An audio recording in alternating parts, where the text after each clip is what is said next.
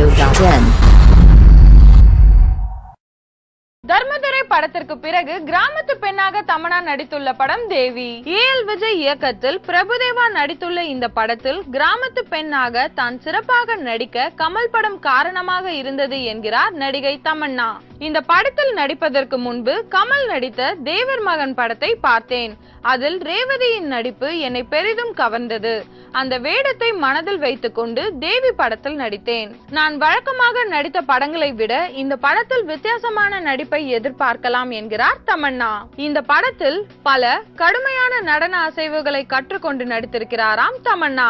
அதற்கு பிரபுதேவா பெரிதும் உதவியாக இருந்தார் என்கிறார் அவர். மேலும் சினிமா செய்திகளை தொடர்பு கொள்ள லைக் மற்றும் சப்ஸ்கிரைப் செய்யவும்.